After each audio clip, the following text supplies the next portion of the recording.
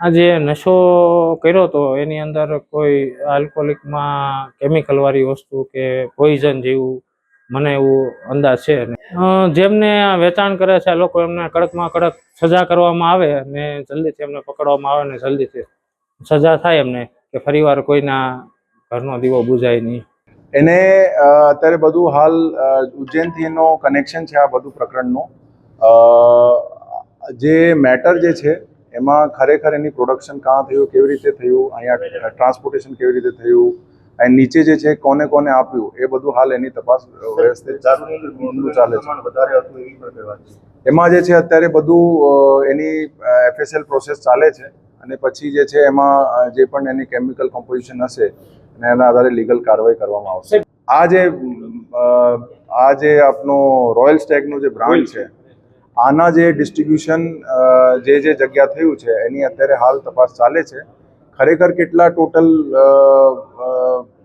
જે પેટીઓ કે બોટલો હતી એનો ચોક્કસ આંકડા જે છે એના જાહેર કરવામાં આવશે. એને પાર્ટી કરી છે ને ક્યાંથી લાગે એ મને કઈ ખબર નથી, પણ આવું વસ્તુ થવી ના જોવે. આ જેને દીધી વસ્તુ શકલી એને ફાંસી મુકમ જોડો. એકને છોકરો હતો અને બિચારા માવતરને લાલચ શું હોય, મા દીકરો બે જ હતા, બીજી એને લાલચ શું હોય, છોકરો પાછો નહીં આવે. આ તો ગમે પૂરી પૈસા દઈને છૂટા થઈ જાય. એટલે આવું થવું ના જોવે. એની વાહ ફૂલ ભી કરો તમે. એની માને હું હોય બિચારીને. આ ગાવ સરસ એ પાર્ટી કરી છે, ક્યાંથી લાયા એ કાંઈ આપણને ખબર નથી. 4 જણા દારૂ પીવાથી આ ઘટના બની છે. ક્યાંથી આવ્યો છે અને આમાં કયું કેમિકલ છે એ કોઈને ખબર નથી.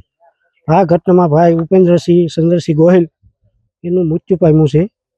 તો એને પણ આપણે બધાને વિનંતી કરીએ કે આ ઘટના હવે ન થવી જોઈએ છે, એ મારી અપીલ છે. પોલીસને કહેવાનું એટલું છે કે આ તમે આગળ લ્યો, પગલાં ભરો અને આગળ એની કાર્યવાહી કરો. એનું કહેવાનું મારું એટલું જ છે કે ગામનો સરપંચ થઈને હું એને કહું છું કે તમે આગળ કાર્યવાહી કરો અને આ બંધ કરાવો. આ આકસ્મિક બહુ અમને દુઃખજનક છે. અત્યારે મેં ખરકડીને જઈને તપાસ કરી, બધું પૂછવાનું કર્યું. અત્યારે આખો માહોલ એકદમ ગમગીન થઈ ગયેલો છે. આ ઇંગ્લિશ દારૂ ગામમાં આવ્યો, હવે એમાં કોઈ લિક્વિડ કઈ એવું આવી ગયું કે પછી આમાં કહેવાય છે કે આપણે બરવાળામાં જે બન્યું હતું એવો પ્રશ્ન આ બીજો બનેલો છે. હવે આમાં આપનું તો હું બીજું શું કહેવાનું હોય કે અત્યારે આમાં કોઈ આગળ જે કોઈ પીધો હોય ન પીધો, મેં બધા તપાસ કરી કે પીધો હોય તો આપણે સત્વર તાત્કાલિક તમે જાઓ દવાખાને અને તમે પાછું રિપોર્ટ કરાવી લો. આમાં કોઈ શરમ રાખતા નહીં. આવું મારું ગામને કહેવાનું છે. આજુબાજુમાં મારું આ કહેવાનું થાય છે. દારૂનું દૂષણ તો અમે ઘણાને કહીએ છીએ કે ભાઈ તમે બધું આવે આ નાના યુવા પેઢી આવું ન કરો તો વધારે સારું.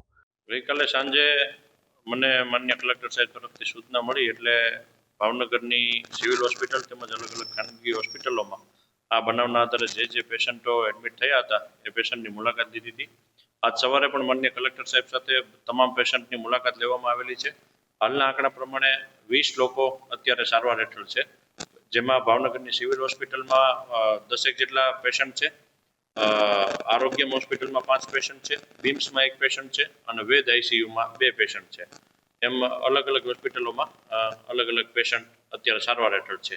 ભાવનગરમાં કાલે એટલે કે 18 તારીખે સાંજે લગભગ 6 વાગે અમને ખબર મળી હતી કે ડુપ્લિકેટ દારૂના વેચાણના લીધે આ ઇન્સિડન્ટ થયું છે અને એની શરૂઆત ઘોઘા તાલુકાના ખરકડી ગામથી થઈ હતી, જ્યાં 5 કોઈ મિત્રોએ પાર્ટી કરી હતી અને એમાં એક સુરત અને એક જામનગરના પણ હતા. સુરતનો જે ભાઈ છે એની સુરતમાં સારવાર ચાલે છે અને જામનગરનો જે વ્યક્તિ છે એનો કોઈ લક્ષણ જણાતા નથી અને જામનગરમાં છે. હાલમાં અત્યારે પછી બીજા ગામોના લોકો પણ અફેક્ટ થયા અને ટોટલ 22 લોકો અસરગ્રસ્ત થયા છે, જે પૈકી 18 લોકો સારવાર હેઠળ છે અને બાકી 4 લોકોની મૃત્યુ થઈ છે. 4 માંથી કાર્તિક મકવાણા 40 વર્ષના, ઉપેન્દ્ર ગોહિલ 25 વર્ષના અને ઘનશ્યામસિંહ જડેજા 50 વર્ષના કન્ફર્મ એનાથી જ મૃત્યુ પામ્યા છે અને બાકી એક નરેન્દ્ર યાદવ નામનું જે મોત છે તો એનાથી થયું છે કે નહીં આ થોડુંક શંકાસ્પદ છે. અમે લોકોએ એક તો મીડિયાના મારફતે અને આમ પણ તમામ લોકોને સૂચના આપી છે કે જે પણ છેલ્લા લાસ્ટ 2, 3, 4 દિવસમાં જે આ પ્રકારની રોયલ સ્ટેગ જે બ્રાન્ડ છે એનું સેવન કર્યું છે તો તેમાં લક્ષણ હોય કે ન હોય તો તાત્કાલિક છતાં પણ હોસ્પિટલમાં સારવાર માટે દાખલ થવું જોઈએ. બીજું, જે ભાવનગરના પ્રાઇવેટ હોસ્પિટલ આરોગ્યમ, વેદ ICU અને બીમ્સમાં જે સારવાર હેઠળ છે તો ત્યાં પણ એક સુપરવિઝન અને એનો સહયોગ કરવા માટે આપણે જે મેડિકલ કોલેજના 2 નિષ્ણાંતની ટીમને પણ ત્યાં મોકલી છે. પછી અમદાવાદના આઈકેડી હોસ્પિટલમાંથી નેફ્રોલોજિસ્ટ પણ ભાવનગર આવવાના છે, જે સાંજે લગભગ 5:30-6 વાગે ભાવનગરમાં પહોંચી જશે. અને પોલીસ પણ એ જે ગુનામાં જે કનેક્ટેડ છે 4 બુટલેગરની ધરપકડ એમાં કરી છે.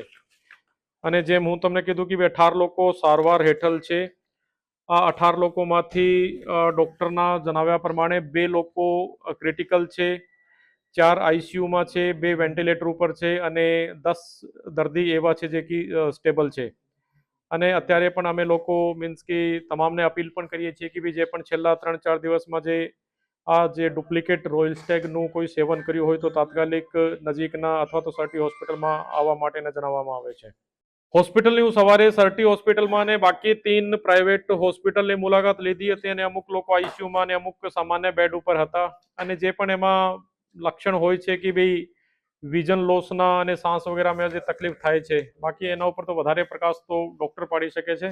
પણ જે બેસ્ટ ટ્રીટમેન્ટ મળવાનું હોય તો આ ટ્રીટમેન્ટ અમે લોકો એટલે કે પ્રાઇવેટ સેક્ટરના હેલ્પથી, સર્ટી જે મેડિકલ કોલેજ છે એના હેલ્પથી અને જેમ કીધું કે આઈકેડી હોસ્પિટલના નેફ્રોલોજિસ્ટ પણ ભાવનગર આવી રહ્યા છે. અત્યારે પોલીસ એનું ઇન્વેસ્ટિગેશન કરી રહી છે અને જે પ્રમાણે જે પણ કલ્પ્રિટ હશે એને 100% સજા આપવામાં આવશે. આ ગાંધીજીના ગુજરાતમાં દારૂબંધીનો કાયદો છે, પણ હપ્તા લેતી આ સરકારે દારૂબંધીના કાયદાના લીરે લીરા રોજ ઉડે એવી સ્થિતિનું નિર્માણ કર્યું છે.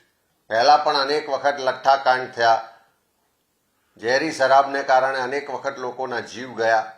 રોજ ગુજરાતની ચારે તરફથી સરહદોમાંથી પણ કન્ટેનરો ભરીને દારૂ આવે છે. દારૂની રેલમછેલ છે, ડ્રગ્સથી યુવા પેઢી બરબાદ થાય છે. પણ પેલા રીલ્સ બનાવતા ગૃહમંત્રીને એના માટેની કોઈ ચિંતા નથી, હપ્તા લેતી સરકારને એના માટેની કોઈ ચિંતા નથી.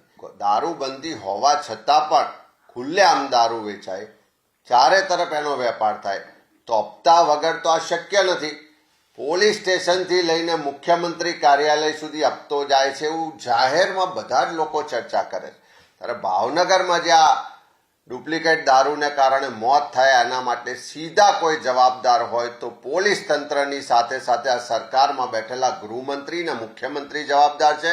ત્યારે કોંગ્રેસ પક્ષ તરીકે અમે માંગ કરીએ છીએ કે સરકારના મંત્રીશ્રી, ગૃહ વિભાગના ગૃહમંત્રીશ્રી ખેલ મંત્રી તરીકે બહુ ઉત્સાહિત છે, રેલ મંત્રી તરીકે ઉત્સાહિત છે, પણ એવો હકીકતમાં ગૃહમંત્રી તરીકે એક્ટ કરે, એક્શન લે તો મને એમ લાગે છે કે ગુજરાતમાં જો એમની સાચા અર્થમાં ઈચ્છા શક્તિ હોય તો દારૂના વેપલા ઉપર, ઝેરી દારૂના વેપલા ઉપર અને સમગ્ર રીતે ડ્રગ્સના વેપલા ઉપર રોક લાગી શકે. પણ દુઃખ સાથે કહેવું પડે કે ગૃહ વિભાગ હવે તો સરકારે વારંવાર સ્વીકારે છે, પૂર્વ મુખ્યમંત્રી શ્રી પણ સ્વીકારી ચૂક્યા છે કે ગૃહ વિભાગ ભ્રષ્ટાચારમાં અવ્વલ નંબર ઉપર